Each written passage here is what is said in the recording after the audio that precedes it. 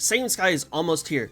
But before you spend a single pull, there's one thing that you need to do first. Doing this will save you so many carrots in the long run, and especially for my free-to-play players, this will save your wallet. This will also save you stress when it comes to prepping for future champions meets. Very quickly, Seiun Sky is a front runner. If you like characters that are pace, late, or end closers, or if you just have a bunch of different characters that you like aesthetically, whether they're your Oshi, your waifu, or whatever it may be, being able to skip out on Seiun Sky will save you so much. So let's go ahead and get started. We're going to be using Gametora today, so if we go over here to articles and then we take a look at champions meetings, this will tell you all the future champions meets that we have lined up, assuming they go in this same order. The reason why this is so good is because it allows us to prep for certain things ahead of time. So we know CM2 is going to be a 3,200 meter long, but then after that we know it's going to be a 1,600 meter mile. So we know that standard distance, we know that mile, we know that left-handed would work here, we've got summer, sunny, and then it goes on and on and on and on. We also know the turf. You could also take a look at the racetracks here. So let's just say we wanted to look at 1, 2, 3, the third one. We would go to Tokyo and then 1,600 meter. So let's go to the racetrack of Tokyo, 1,600 meter, and then you'll be able to see exactly how this track looks and where skills will proc accordingly. One reason why this is so important is because when it comes to spark farming, if you prefer a style that is late, or if you prefer a style that is end closer, you won't be building sparks like groundwork that is for a front runner character. So this will help you kind of lay a path forward when you are looking to build particular white sparks. And since these champions meets are roughly 1 month apart, give or take, you will be changing very quickly what it is you're going to be prepping for. This ties in very easily because I want to show you what it is you can do right now that may take 30 minutes of your time or less, depending on how quickly you can get these things settled up, to turn around and say, this is going to save me so many carrots in the future. So if we go to database and then we click on characters, it'll bring you to this page. I want you to set this as release date, set this as ascending. Next, I want you to click show upcoming characters, and then whenever you scroll down, if it's like a little bit darker, that means this character's already been released, and if it's a little bit lighter, if it's grayed out here, then this character is someone that is coming out in the future. So as of the recording of this video, Seiun Sky has not released yet. Like I said, we already know she is a front runner. So what if, as you're scrolling through this list of characters, somebody catches your eye and you're like, oh man, this character looks super cool. I really like them. You know, I want that to be my main character. Like, here we go, Tokai Teo, because that's my favorite character. And I pick Tokai Teo, and then I say, okay, well, what does she play as? Oh, she plays as pace. She could do late if I force it. She could do end if I force it. She could do front if I force it. But she mainly plays as pace. So then that makes me turn around and say, well, Seiun Sky, who has a front running ability that would be, when inherited, still be a front running ability, may not be as good for someone that's a pace chaser. Well, then what if we scroll down some more and we say, oh, well, I like Jungle Pocket. That's going to be my favorite character, and that's who I'm going to main, and I'm going to take her to as many tracks as I can. Well, now she is a late character. She can also run end closing, and now all of a sudden front doesn't really matter. So if I were to turn around and pull for Seiun Sky, it would really do nothing for me. In the long run, when it comes to the main character or my favorite character, or my favorite play style of running. Now, I will say, I went through here, clicked on each character with the mouse wheel, which opens up new tabs, and I would go through and I'd look at every character. Okay, do I think they look cool, or do they look pretty, or do they look cute, whatever?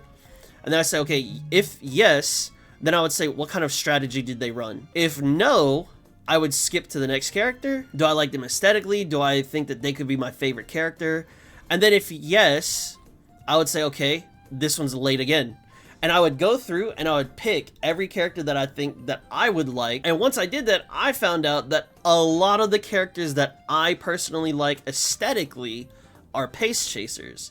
then a couple of them can also go late. So now that tells me, oh, because I'm a late slash pace chaser, I don't really have to FOMO into pulling for Seiun Sky. I don't have to FOMO into going after Summer Maruzensky. Now, if you're a whale or if you're a relatively decent spender, this won't really apply to you because you're going to get the character anyway, one way or another. But if you're on the light spending side, or if you're a free-to-play player, mapping out your pulls and turning around and saying, this is my favorite character, or for me, I don't really have a lot of things that I want to pull for early. I would like to get Agnes Digital. But once I get to this area right here, I would love to have Ogre Cap Christmas. I would love to have TM Opera O New Year. I'd love to get the Simbali Rudolph Festival. I'd love to get Super Crete Halloween. All my pulls are now clumped together.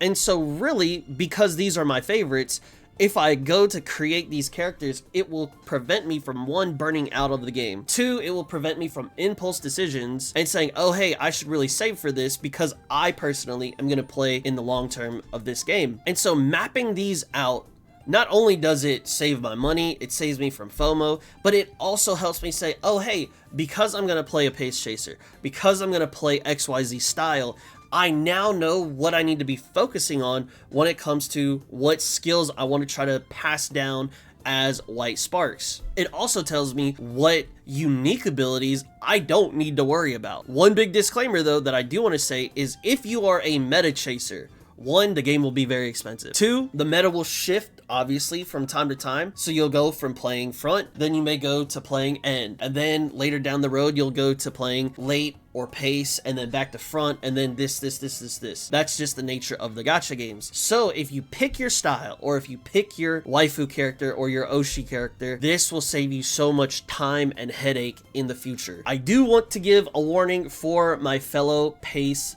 players. We are going to be in for a very difficult time. Front runners will dominate the meta when Seiun Sky and Maruzensky comes out. As time goes on, we can get to Ogre Cap, and then Ogre Cap will be able to save us because of how her skill works, and she can go pace late or end depending. The biggest card that will change things for pace chasers is going to be this card right here. I'll make a video for it in the future, why it's going to be so good for pace chasers, but just know that when this card comes out, this will be the pace chasers saving grace, as well as the late surgers, but late surgers have a little bit more offensive capabilities compared to the pace chasers. To sum it all up, play your favorite character, play your favorite style. Me personally, CM2, I'm going to take Tokai Teo because that's who I just like. I'm going to turn around, I'm going to bump up her long, and I'm going to make her an end closer, just so I could have some decent acceleration skills. Will I get to the finals of Group A? Maybe. I would love to hope that I do. But if I don't get there, I'll tell you this, I better get to Group B finals. And even if I don't, at least I will have built my favorite character and prevent that burnout, compared to, oh, I'm just chasing the meta. These aren't really my favorite characters. I don't like their runs. I don't like their style of racing. This, that, and a third. Now I gotta chase after meta. Oh, what if I miss this character? Now I gotta spend more money. Or maybe I just am SOL because I didn't spend the money and I didn't get the character. You know, you prevent all of those things. So whether you take the time to, even if you just go through up to Christmas, even if you go 5 at a time and then you just kind of notate, make a little note for yourself, this over time will at least give you enough data to say, oh, hey, a lot of the majority of characters I like are late surgers. I don't need to worry about front. Now, if you do want to mix things up, sure, go after characters that are outside of your style. Change up the way that you're gonna play. For me, I do know, I think I made it to like Daiwa Scarlet Christmas. There were so many pace chasers that I had written down. I was like, yeah, I'm done with this. I'm just gonna play pace, call it a day. So let me know down below, are you going to be playing for meta? Are you gonna be playing for your favorite characters, your Oshis, your waifu? Or is there a certain style that you like to play?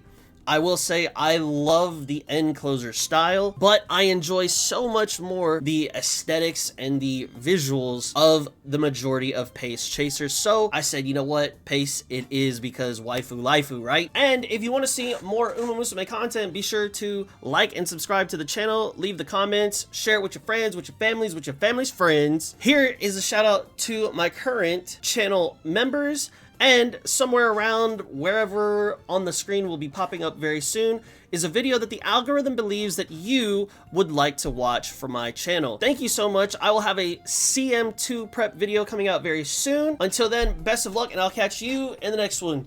Peace!